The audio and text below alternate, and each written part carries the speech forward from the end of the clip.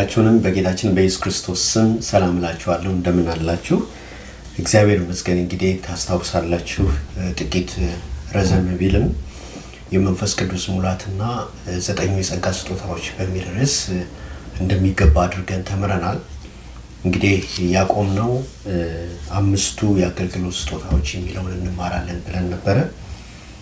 እግዚአብሔር ይመስገን። እንግዲህ ሰይጣን ቢያዘቀየንም ጌታ ግን ሁልጊዜ አሸናፊ ስለሆነ አሁን ወደዛው ትምህርት እንደገና በመመለስ ዛሬ የመጨረሻውን ክፍል አምስቱ ቅባቶች ወይንም አምስቱ የአገልግሎት ስጦታዎች በሚል ርዕስ ከኤፌሶን ምዕራፍ 4 ከቁጥር 11 እስከ 13 ያለውን ክፍል በመማር ያንን ክፍል ስለ መንፈስ ቅዱስ ሙላት፣ ስለ ጸጋ ስጦታዎች እንደዚሁም ደግሞ አምስቱ የአገልግሎት ስጦታዎች የሚለውን ዛሬ እናጠቃልላለን ማለት ነው እና በሚቀጥለው ሳምንት የመጨረሻውን የደቀ መዝሙር ኮርስ ትምህርትን ማለት የመጨረሻው ዘመን የሚለውን እንማራለን። ያን ትምህርት ለማስተማር በጣም ነው ምጓጓው።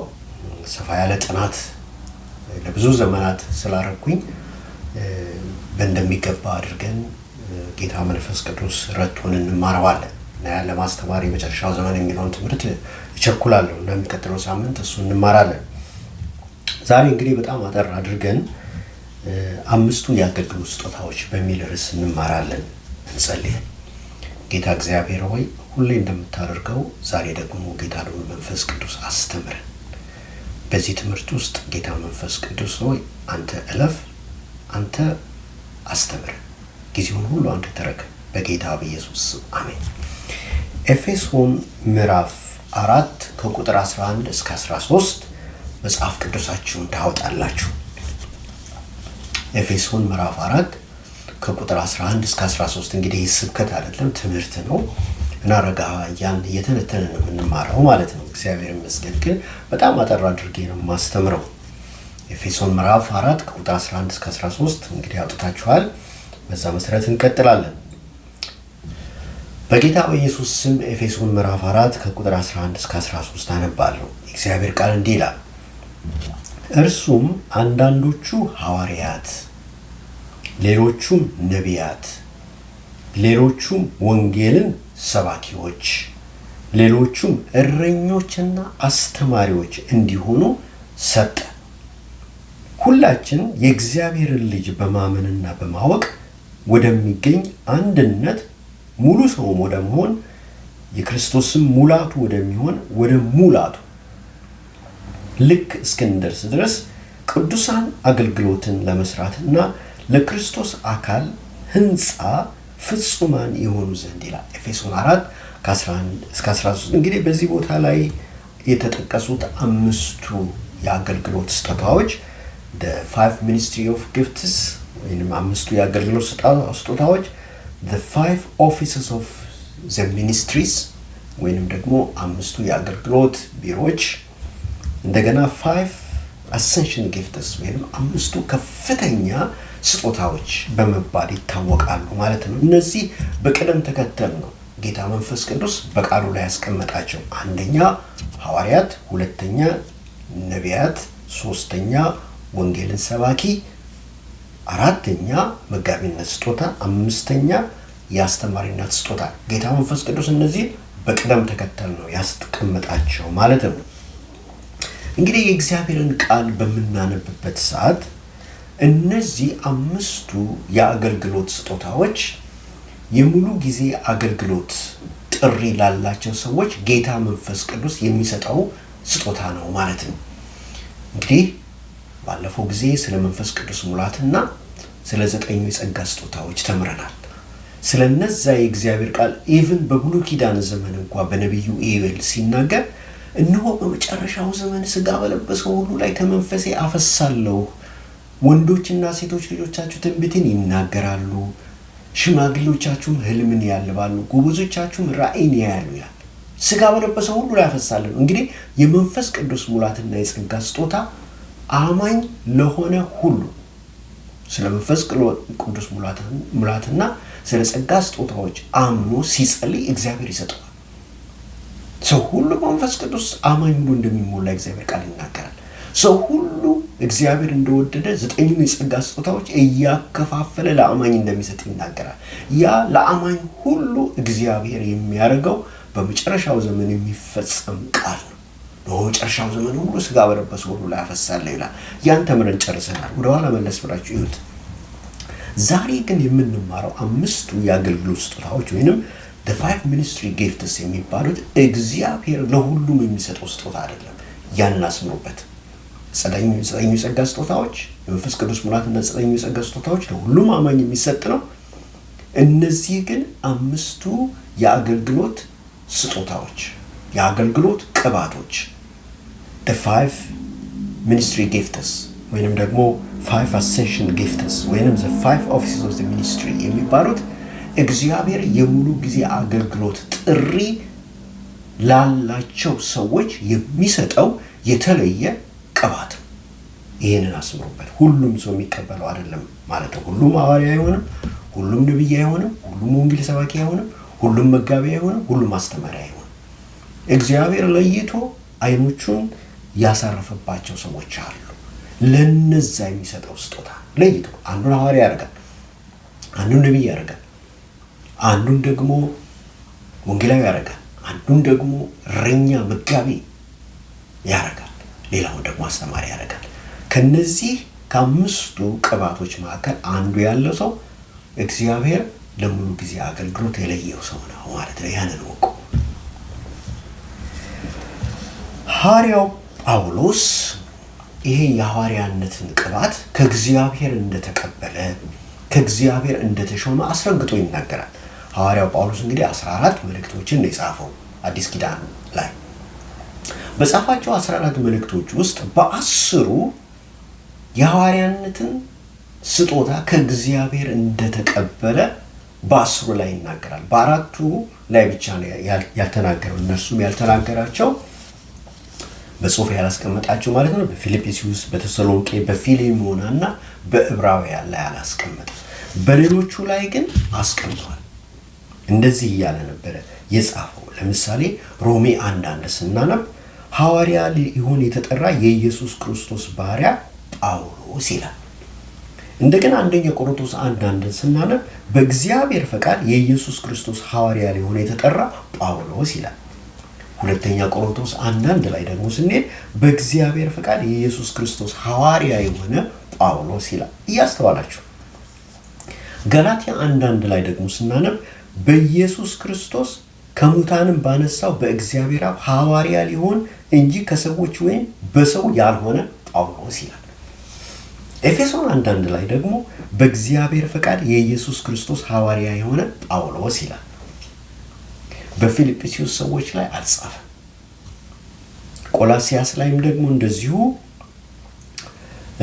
ሲናገር ቆላሲያስ 1 ላይ በእግዚአብሔር ፈቃድ የኢየሱስ ክርስቶስ ሐዋርያ የሆነ ጳውሎስ ይላል።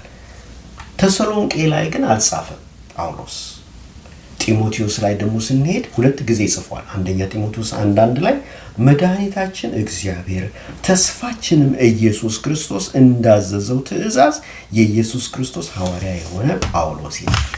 ሁለተኛ ጢሞቴዎስ 1:1 ላይ ደግሞ ስናነብ በክርስቶስ ኢየሱስ እንደሚሆን የሕይወት ተስፋ በእግዚአብሔር ፈቃድ የኢየሱስ ክርስቶስ ሐዋርያ የሆነ ጳውሎስ ይላል። ቲቶ 1:1 ላይ ደግሞ ስንሄድ የእግዚአብሔር ባሪያና የኢየሱስ ክርስቶስ ሐዋርያ የሆነ ጳውሎስ ይላል። ፊሊሞና ላይ አልገለጸም፣ ዕብራውያን ላይ ደግሞ አልገለጸም። ወደ ጴጥሮስ ስንሄድ የኢየሱስ ክርስቶስ ሐዋርያ ጴጥሮስ ይላል። ጴጥሮስ ደግሞ ሲጽፍ ማለት ነው። እንደዚሁም ደግሞ ሁለተኛ ጴጥሮስ 1:1 ላይ ጴጥሮስ ሲጽፍ የኢየሱስ ክርስቶስ ባሪያና ሐዋርያ የሆነ ስምዖን ጴጥሮስ ይላል። ዮሐንስ በመልእክቱ ላይ ስለ ሐዋርያነት ሹመቱ አልገለጸም። ይሁዳም ደግሞ እንደዚሁ ስለ ሐዋርያነት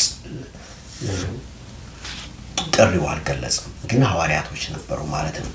ስለዚህ ሐዋርያው ጳውሎስ ሲናገር ከሰው ወይንም ደግሞ በሰው ያልተሾመ በጌታ በኢየሱስ ክርስቶስ በመንፈስ ቅዱስ በእግዚአብሔር አብ የተሾመ ይላል። በአብ በወልድ በመንፈስ ቅዱስ የተሾመ ይላል። ሹመቱን የተቀበለው የሐዋርያነትን ሹመት ከእግዚአብሔር እንደሆነ ሐዋርያው ጳውሎስ አስረግጦ አውቆ ያንን ደግሞ ጽፏል ማለት ነው። እግዚአብሔር ይመስገን። ወገኖች ሆይ እነዚህ 5ቱ ቅባቶች በዚህ ቦታ ላይ ኤፌሶን ምዕራፍ 4 ላይ ተጽፈው የምናገኛቸው ከሰዎች የሚሰጡ አይደሉም፣ ወይንም ሰዎች ራሳቸውን ብድግ ብሎ የሚሾሙት አይደለም። ከእግዚአብሔር መንፈስ ቅዱስ የሚሰጥ ስጦታ። ዛሬ እጅግ ብዙ የሚያሳዝኑ ነገሮች በመላው ዓለም ይሆናሉ። በሀገራችን ብቻ አይደለም፣ በመላው ዓለም ይሆናሉ። ሰዎች ብድግ ብለው ተነስተው ራሳቸውን ሐዋርያ ብለው ይሾማሉ።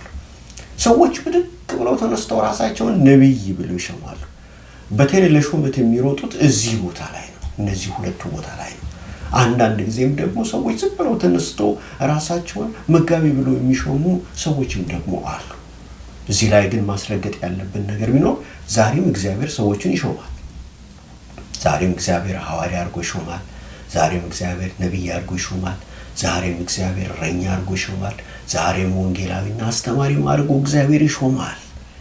ግን ደግሞ ራሳቸውን ለመታወቅ ካላቸው ጉጉት የተነሳ ራሳቸውን ከፍ ማድረግ እግዚአብሔር ያልሰጣቸውን ሹመት ሰዎች ራሳቸውን የሚሾሙበት ዘመን ላይ ነው የደረስነው ያለው። በፍጹም የሐዋርያነት ቅባት የሌላቸው ሐዋርያ ብሎ ራሳቸውን ይሾማሉ። በፍጹም የነብይነት ቅባት የሌላቸው ነብይ ብሎ ራሳቸውን ይሾማሉ። ብዙ ይበጠብጣሉ፣ ብዙ ያጠፋሉ፣ ለራሳቸውን በእግዚአብሔር ፍርድ ውስጥ ይወድቃሉ። ብዙዎቹንም ሰዎች ደግሞ ያታልላሉ ማለት ነው። ይህንን የእግዚአብሔር ቃል እንደሚገባ አድርጎ ጽፎታል፣ እንደሚገባ አድርጎ ተናግሮታል። ግን የሐዋርያነትም ቅባት ሆነ የነብይነት ቅባት ወይንም ደግሞ የወንጌላዊ ሰባኪነትም ቅባት ወይንም የመጋቢነት ወይ አስተማሪነት ቅባት ከእግዚአብሔር መንፈስ ቅዱስ የሚገኝ እንጂ ሰዎች ራሳቸውን የሚሾሙት ወይንም ሰዎች ሌላውን የሚሾሙት አይደለም። ይሄንን ወቁ። እዚህ ላይ እንድናውቅ የምፈልገው ነገር አለ። ዛሬ በሀገራችን ውስጥ ብዙ ሰዎች ራሳቸውን ሐዋርያ ብለው ሲሾሙ አይቻልም። አንድ ቀን ገስጨዋለሁ እኔ ገስጨዋለሁ። እንዲሁም ደግሞ ሰዎች ብድግ ብለው ተነስተው ራሳቸውን ነብይ ብለው ይሾማሉ። በጣም ልብ ይሰብራል፣ ያሳዝናል። ወገኖች እነዚህ ሹመቶች የሚመጡት ከእግዚአብሔር መንፈስ ቅዱስ እንጂ ሰዎች ራሳቸውን እንዲሾሙ አልተፈቀደም። ሰዎች ራሳቸውን በዚህ ስም በዚህ ታይትል እንዲጠሩ አልተፈቀደም። ፍርድ አለው። ዝም ብለው ከመሬት ተነስተው ራሳቸውን ሐዋርያ እና ነብይ ብለው የሚሾሙ ሰዎች ወይንም አንዱን ሰው አንተ ሐዋርያ ነህ አንተ ነብይ ነህ ብለው የሚሾሙ ሰዎች ፍርድ አለው። የዘላለም ሞት ፍርድ አለው። እንዲሁ ቀላል ነገር አይመስላችሁ በእግዚአብሔር ፊት። ምክንያቱም የእግዚአብሔርን ቦታ ራሳቸውን ሊወስዱ ስለሚፈልጉ ማለት ነው። ሌላውንም ሹም ያለው ሲሉ ሐዋርያ ነብይ ይሾማሉ ወይ እንደገና ራሳቸውን ሲሾሙ ማለት ነው። እና እዚህ ላይ ከፍተኛ ሰዎች ጥንቃቄ ሊያደርጉ ይገባቸዋል ማለት ነው። አንድ ምስክርነት ልነግራችሁ ፈልጋለሁ።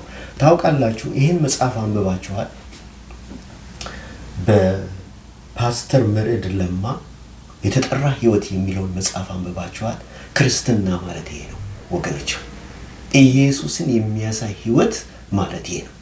ይህን መጽሐፍ በጥንቃቄ ብትመለከቱና ብታዩ የዚህ ሰው ቦታ የሐዋርያነት ቦታ እንደሆነ በትክክል ከአገልግሎቱ ከሰራው ስራዎች ስትነሱና ስትመለከቱ ሐዋርያ ተብሎ ሊጠራ የሚገባው እንደዚህ አይነት ሰው ነው። ግን ይሄ ሰው ራሱን ሐዋርያ ብሎ እስከዛሬ ድረስ አልጠራም። ራሱን ፓስተር ብሎ ነው ፓስተር መርዕድ ብሎ ነው የሚጠራው። ፓስተርነቱም በቤተ ክርስቲያን የተሰጠው ስጦታ ነው። እና መጽሐፉን በምታነቡበት ሰዓት ሙሉ ለሙሉ የሐዋርያነት ቅባት እንዳለው ይሄ ሰው እንደሚገባ አድርጎ ያሳያል። ማንም ባልሄደባቸው በረሃዎች ሄዶ ወንጌል ሰብኳል። ቤተ ክርስቲያን መስርቷል። ብዙ ሰዎች ወደ እግዚአብሔር እንዲመጡ አድርጓል። ዛሬ ይሄ ሰው በመሰረታቸው ቤተ ክርስቲያኖች ብዙ ሰዎች ጌታን ተቀብለው ድነዋል። አንድ ቦታ ሁለት ቦታ አይደለም፣ ማንም ሊሄድበት የማይፈቅደው ቦታ እየሄደ ነው። እንግዲህ ወንጌልን የሰበከው እንዲህ አይነት ሰው ነው። ይኸውላችሁ ሐዋርያነት ቅባት ያለው ሐዋርያ ተብሎ ሊሾም የሚገባው እንዲህ አይነት ሰው ነው። ዛሬ ብዙዎች ግን እንዲሁ ተነስተው ራሳቸውን ሐዋርያ ብለው ሲሾሙ ሳይ አዝናለሁ ማለት ነው። ሁለተኛ የምንመለከተው የነብይነት ስጦታ ነው። እዚህ ላይ ብዙ ሰዎች የሚሳሳቱት ስህተት አለ። የትንቢት የጸጋ ስጦታና የነብይነትን ቅባት እነዚህን ሁለቱን አንድ አድርገው ይወስዳሉ። ሰው ብድግ ብሎ ተነስቶ የሰራዊት ጌታ እግዚአብሔር እንደዚህ ይላል ብሎ ትንቢት ከእግዚአብሔርም እኮ ተቀብሎ ነው ከተናገረ በኋላ ሰዎች ምን ይሉታል መሰላችሁ? ነብይ ነው ይሉታል። አይደለም። የነብይነት ስጦታ ኤፌሶን ምዕራፍ 4 ላይ የተጻፈው ከአምስቱ የአገልግሎት ስጦታዎች መካከል አንዱ ነው።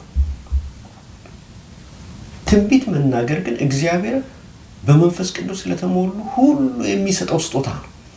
ነው በመጨረሻው ቀን ትንቢተ ኢዮኤል ምዕራፍ 2 ቁጥር 28 ሥጋ በለበሰ ሁሉ ላይ ከመንፈሴ ያፈሳል፣ ወንዶችና ሴቶች ልጆቻችሁም ትንቢትን ይናገራል። ሁሉም ትንቢት ይናገራል። እኔ መንፈስ ቅዱስ የተሞላው ጊዜ የሰራዊት ጌታ እግዚአብሔር እንደዚህ ይላል የሚለው እንኳን ቃልን እየሰማሁኝ በድምጽ እየሰማሁ ትንቢት እናገር ነበር። አሁን የለም። ትንቢት እናገር ነበር። አሁን ትንቢት አልናገርም። የለም። ግን በመንፈስ ቅዱስ እንደተሞላው ያን ትንቢት ተናግሬያለሁ። ከእግዚአብሔር የሰማሁትን ትንቢት ተናግሬያለሁ።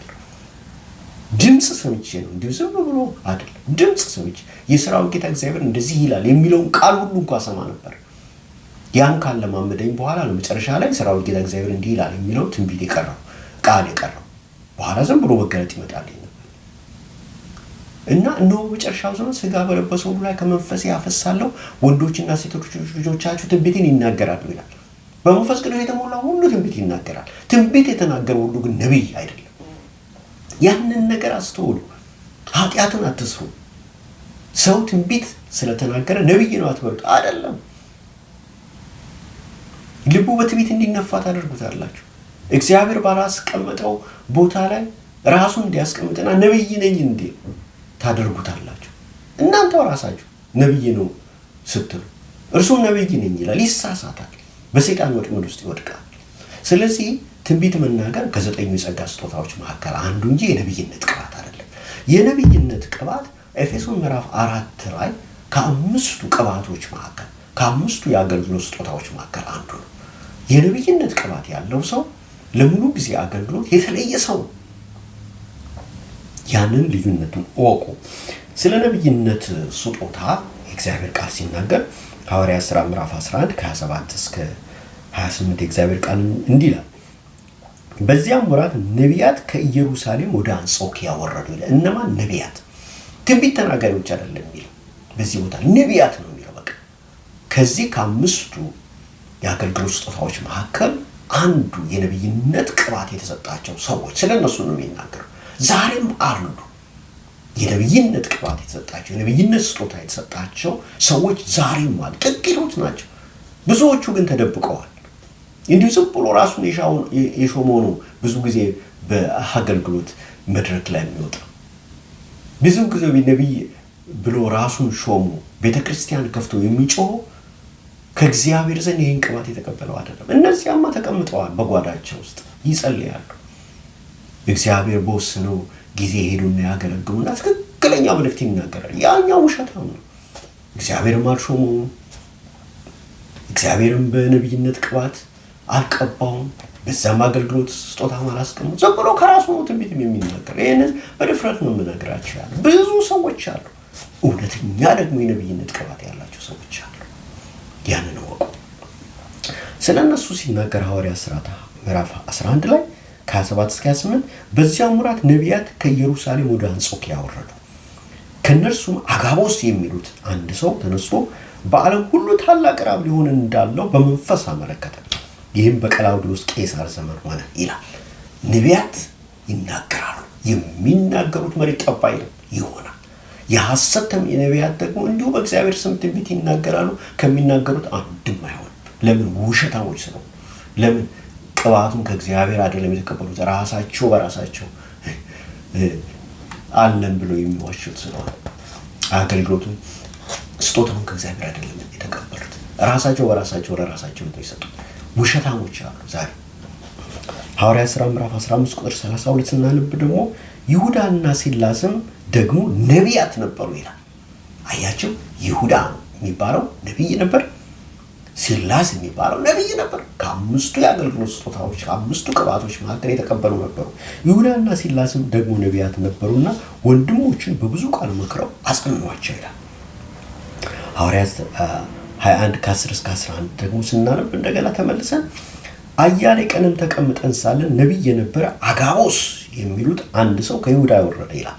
ሐዋርያት ሥራ ምዕራፍ 11 ላይ የተጠቀሰው ሰው ወደ እኛ መጣና የጳውሎስን መታጠቂያ ወስዶ የገዛ እጁንና እግሩን አስሮ መንፈስ ቅዱስ ይህ መታጠቂያ ያለውን ሰው አይሁድ በኢየሩሳሌም እንደዚህ ያዝሩታል፣ በአሕዛብም እጅ አሳልፈው ይሰጡታል ይላል አለ። ስለ ጳውሎስ ነው የተናገረው ተፈጸመ። ስለዚህ በነቢይነትና እንዲሁም ደግሞ ከዘጠኝ የጸጋ ስጦታዎች መካከል ትንቢትን መናገር ማለት ከፍተኛ ልዩነት ስላለ ያንን አስተውሉ። ትንቢት የተናገረ ሁሉ ነቢይ አይደለም። ማንም ሰው ትንቢት ይናገራል። የነቢይነት ቅባት ግን ለየት ያለ ነው። ነቢይ ታምራት ያደርጋል፣ የሞተ ያስነሳል። ሐዋርያነት ቅባት ያለውም ታምራት ያደርጋል፣ የሞተ ያስነሳል፣ እውር ያበራል፣ ዲዳ ያናግራል፣ ደንቆሮ ያሰማል፣ ሽባ ይተረትራል፣ አንካሳ ይዘላል። የሐዋርያነት ቅባትና የነቢይነት ቅባት እንዲህ የተአምራት ስጦታ በውስጣቸው ይገለጻል። የሐዋርያነትና የነቢይነት ቅባት ለየት የሚለው ምንድነው? ሐዋርያ የሆነ ሰው በየቦታው የሄደ አዳዲስ ቤተክርስቲያኖችን ይመሰርታል። ወንጌል ባልተሰበከበት በረሃ ልክ እንደዚህ ሰው እንደ ፓስተር ማለት ልክ እንደዚህ ሰው የሐዋርያነት ቅባት ያለው ሰው ወንጌል ከዚህ በፊት ያልተሰበከበት ቦታ ሄዶ ወንጌል ይሰብክና ቤተክርስቲያን ይመሰርታል። ከዛ ደግሞ ሌላ ቦታ ሄደ የሐዋርያነት ቅባት ሄደ።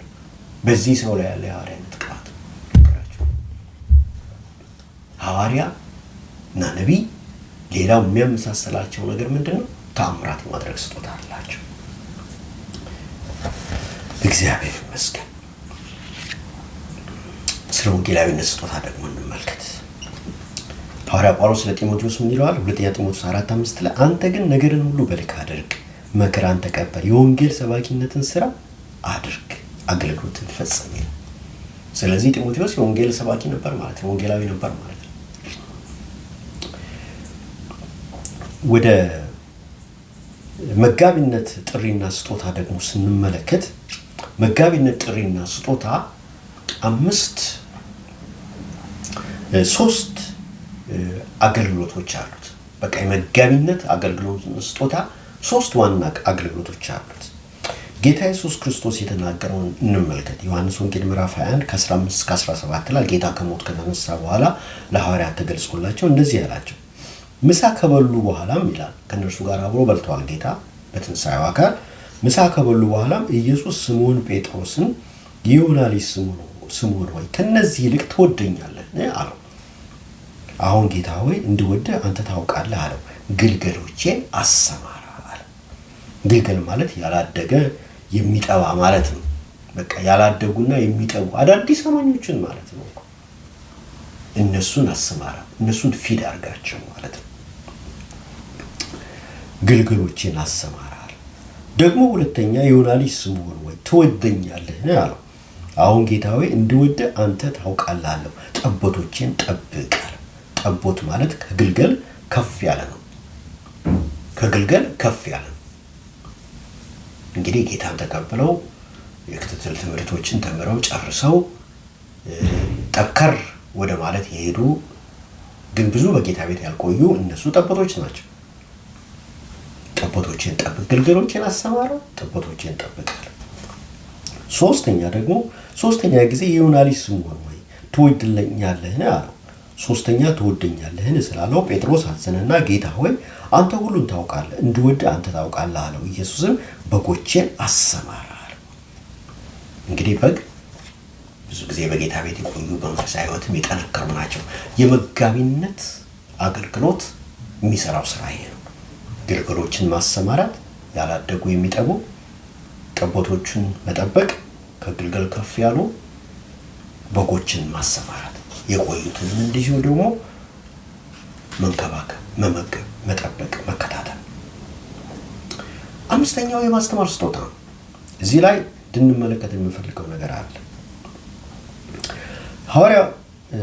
ሮሜ ላይ ሐዋርያ ጳውሎስ ሲናገር ሮሜ 12 ከ6-8 እንደተሰጠንም ጸጋ ልዩ ልዩ ስጦታ አለን። ትንቢት ቢሆን እንደ እምነታችን መጠን ትንቢትን እናገር፣ አገልግሎት ቢሆን በአገልግሎታችን እንትጋ፣ የሚያስተምር ቢሆን በማስተማሩ ይትጋ ይላል።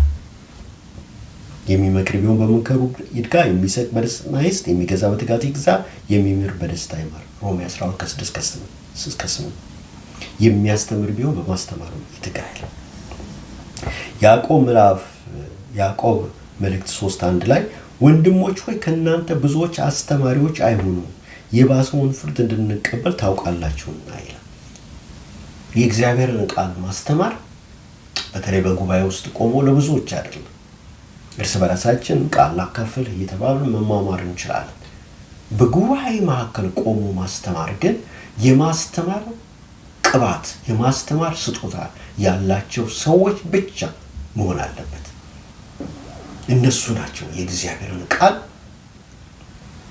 እንደሚገባ ማስተማር የሚችሉ። ይህ ማለት ሐዋርያ ያስተምር ማለት አይደለም። ወቁ ሐዋርያ ራሱ የማስተማር ስጦታ አለ። ነቢይ ያስተምር ማለት አይደለም። ነቢይ ራሱ የማስተማር ስጦታ አለ። መጋቢ ያስተምር ማለት አይደለም። መጋቢ እንደውም የመስበክም የማስተማርም ስጦታ አለ። ወንጌላዊ ያስተምር ማለት አይደለም። ወንጌላዊ እንደውም የመስበክም የማስተማር ስጦታ አለ። የማስተማር ስጦታ ያላቸው ሰዎች ግን ትምህርቱን እንደሚገባ ትንትን ያደርጉታል። አያችሁ፣ በመስበክና በማስተማር ስጦታ መካከል ያለውን ልንገራችሁ።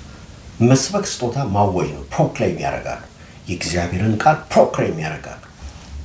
በመስበክ ሰው በመድረክ ላይ በሚቆሙበት ሰዓት በከፍተኛ ድምፅ ነው የሚናገረው እና ፕሮክሌም ያደርጋል፣ ያውጃል።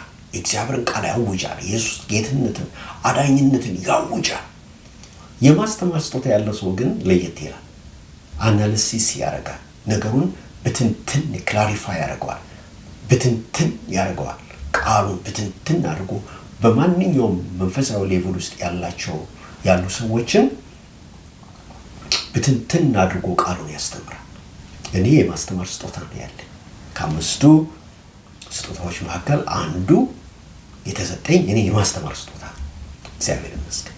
በጣም አልፎ አልፎ ነው በስብከት እግዚአብሔር በውስጥ የሚገለጽ፣ ግን ሞስትሊ 90% እግዚአብሔር የማስተማርን ቅባት ስለሰጠኝ በእኔ ውስጥ ያለው አገልግሎት ማስተማር ከአምስቱ ቅባቶች መካከል ለእኔ የተሰጠኛ ነው። ማስተማር ነው። እግዚአብሔር ይመስገን። በማነብበት ሰዓት እግዚአብሔር የቃሉን መገለጥ ይሰጠኛል። እግዚአብሔር ይመስገን። የማስተማር ስጦታ ያላቸው ሰዎች እንደዛ ናቸው። ቁጭ ብለው በሚያነቡበት ሰዓት የቃሉን መገለጥ ያገኛሉ። ልክ ለምሳሌ የመዝሙር ስጦታ ያለው ሰው መዝሙር ወደሱ ሲመጣለት ከእንቅልፉም ተነስቶ ቢሆን ብድግ ብሎ ተነስቶ እንደሚጽፈው የማስተማር ስጦታ ያላቸውን ሰዎች እንደዛ ናቸው። ቃሉ ቁጭ ብለው በሚያነቡበት ሰዓት የቃሉ መገለጥ ይመጣላቸው። እግዚአብሔር ይመስገን። እነዚህ ነው ሐዋርያው ጳውሎስ ሲናገር ወንድሞች ከእናንተ ብዙዎች አስተማሪዎች አይሆኑ ይላል።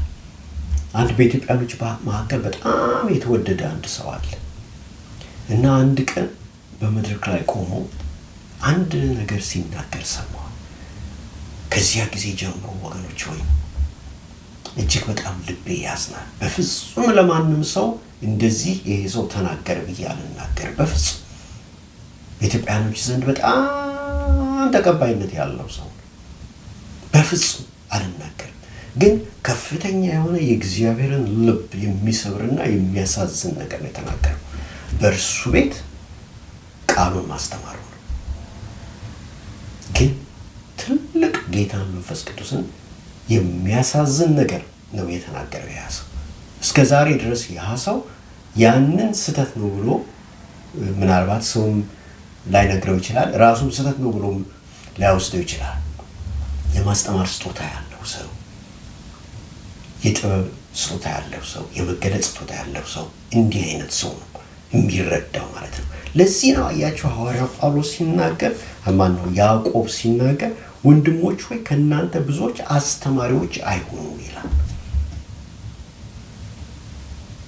የባሰውን ፍርድ እንድንቀበል ታውቃላችሁ። ብዙዎች ዛሬ በዚህ ባለንበት ዘመን ራሳቸውን ዝም ብለው ሾመው በቤተ ክርስቲያን ውስጥ መድረክ ላይ ወጥተው ልክ እንደዚያ ሰው ማለት ይናገራሉ። ለራሳቸው እንቅፋት ይሆናል፣ ሌሎችን እንቅፋት ይሆናል።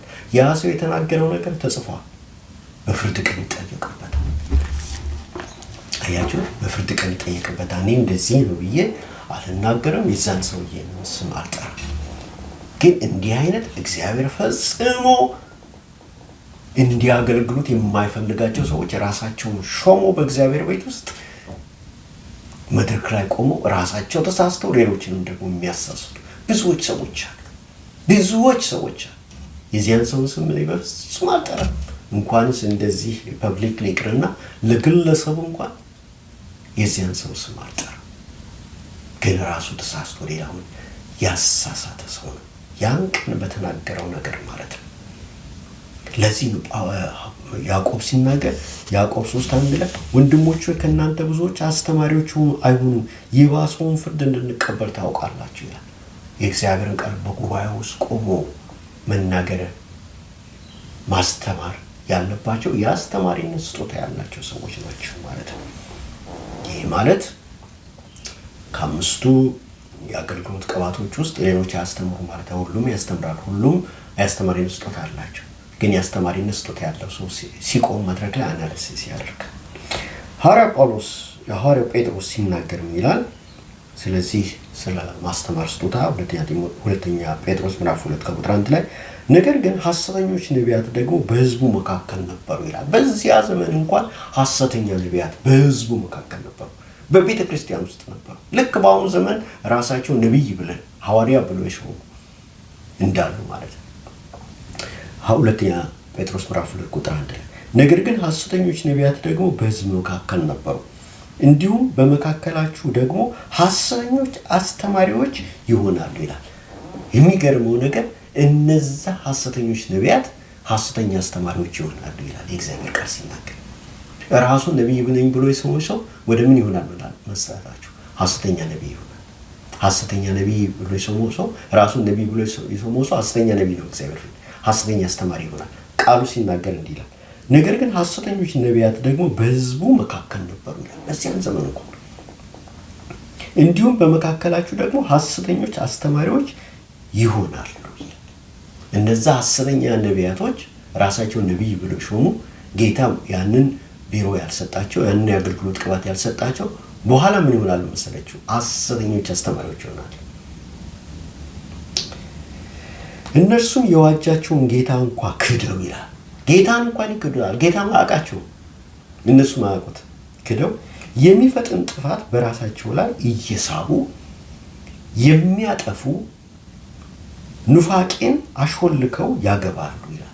ኑፋቄ ማለት ከእግዚአብሔር ቃል ውጭ የሆነ ነገር ማለት ነው። ልክ ያ ሰው ተናገረ እንዳልኳቸው ብዙዎችን በመዳራታቸው ይከተሏቸዋል። በቃ ቅድስና ይጠፋል እነሱ ከሚያገለግሉበት ቦታ።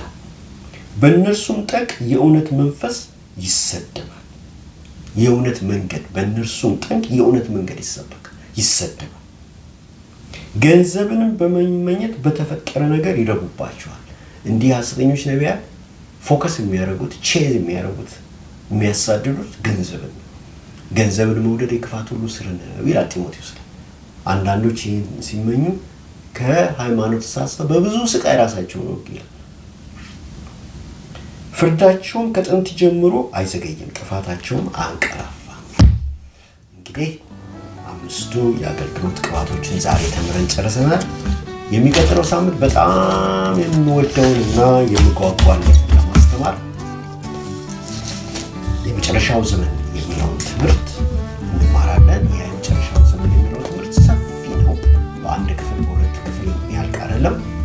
የእግዚአብሔር ቃል ስለ መጨረሻው ዘመን በትንቢተ ዳንኤል፣ በሕዝቅያስ መጽሐፍ ላይ፣ በዮሐንስ ራእይ መጽሐፍ ላይ ጻፈውን ነው የምንመለከተው። 5-6 ጊዜ ሊፈጅ ይችላል። እሱን እንማራለን። ጌታ ኢየሱስ ክርስቶስ የእግዚአብሔር ልጅ ባርካችሁ። በጣም ወዳችኋለሁ። ሰብስክራይብ ያላረጋችሁ ሰዎች ሰብስክራይብ አድርጉ። እንዲሁም ደግሞ ለሌሎች ሰዎች ሼር አድርጉ። የእግዚአብሔርን ስራ አብረን እንስራ። ጌታ ይወዳችኋል። እኔ በጣም ወዳችኋለሁ።